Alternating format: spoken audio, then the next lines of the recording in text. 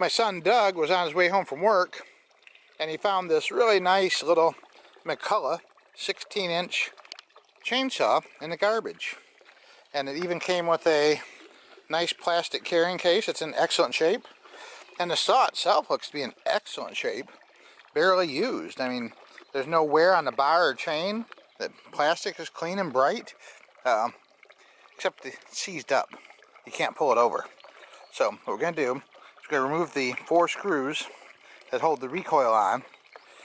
And those are Torx bit screws, but they also have a slot in them, so you can put a straight slotted screwdriver like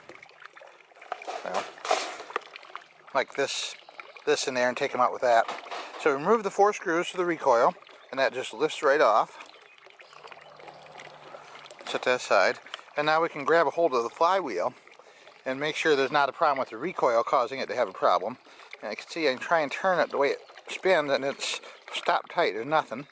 But I can turn it backwards, so the engine is not seized up. Then we hit a point at about 1 full rotation around, almost 1 full rotation around, where it stops and won't move. Then we go back the right way, that would be the running rotation. And again, we lock up in the same spot. So what that tells me is that the cylinder is not seized up from lack of oil. The other possibility is something's gotten down into the combustion chamber and is blocking the piston from coming up all the way. And there's just no way of telling now what's wrong without having a look inside the combustion cylinder. And the first step will be to remove the spark plug and have a look in there. And if that doesn't tell us anything, then we'll pull the muffler off and examine the condition of the cylinder jug through the exhaust port. So we're going to flip it back over. Actually going to go up on its side this way so we can access the spark plug. We remove the spark plug wire and we expose the spark plug. It's a small spark plug. I think that's a 9/16 size. Let's see. Is that right? No, it's not the 9/16. It's going to be the 5/8. Alright, my bad. So we're going to go get the 5/8 socket and try it again. Alright, the 5/8 did the trick. We're removing the spark plug right now. What do you think? Is it going to run again? Is it going to have major issues? Or is there going to be something minor keeping this from operating properly?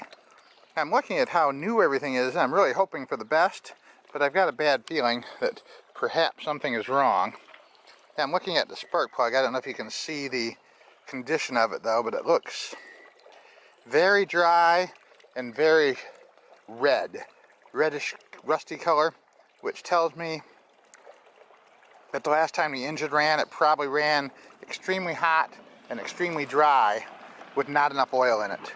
In order to find out for sure, we got to look inside, and the best way to look inside is going to be to pull the right side cover plate off, which are the 2 blade mounting nuts, and then a pair of the same slotted hex head screws. Remove this cover, and then remove the 2 screws that hold the muffler in place, and we'll be able to see directly inside. If you decide to use a Torx bit to remove the screws with, the proper size is T25, and I've got a T25 socket set up on a 1/4-inch drive ratchet handle.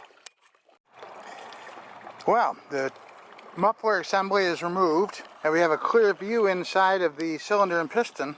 There's no evidence of any damage in there at all, but it's still binding when it gets near the top dead center position.